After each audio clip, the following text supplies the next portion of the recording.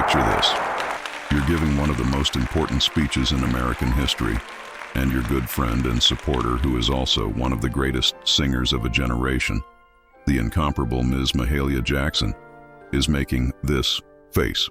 Yeah, about that. In 1963, this face, plus the imperative that followed, gave breath to the new American dream.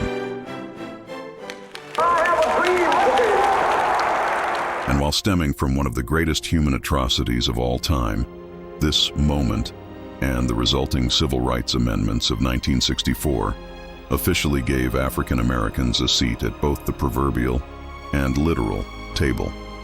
This is a big moment, and maybe Martin wasn't exactly nailing it. Allow me to explain. By the time Martin Luther King gave his speech on August 28, 1963, he'd already given hundreds of sermons. But this speech, on behalf of the plight of African Americans, was both for the oppressed and directed to the oppressors. The I Have a Dream speech is over 16 minutes long. Most people only know the last 7 minutes, where Martin waxes at peak human levels of eloquent expression. The first 9 minutes are themselves meticulously crafted. From thereafter, the balance of the speech in real time was extemporaneously spoken and spontaneously spoken, so that portion of the speech, which is most celebrated in this country and around the world, the I Have a Dream speech, that is not the speech that he planned to give.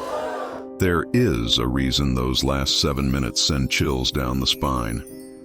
King's first 9 minutes were incredibly well-written pages, poignant and professorial. However, the words weren't landing, at least the way Mahalia Jackson thought they should be. She knew from experience what the crowd should feel like, what that moment was begging for. He shouted to him, "Tell him about the dream, Martin. Tell him about the dream." Hers is a face you make when the chicken is cooked too dry, or LX seasoning. Smell it! It's the face you make when someone is just out of key. She'd waited patiently for the beat to drop, but was starting to get extremely worried that it, or rather Martin, never would.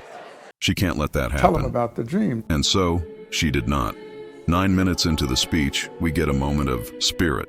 Mahalia Jackson technically interrupts the speech, blessing King with a request of sorts.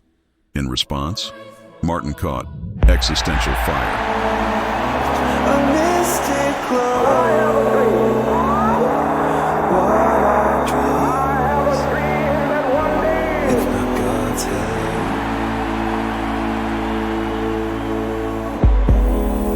Through the veils of the unknown, where fantasies lie.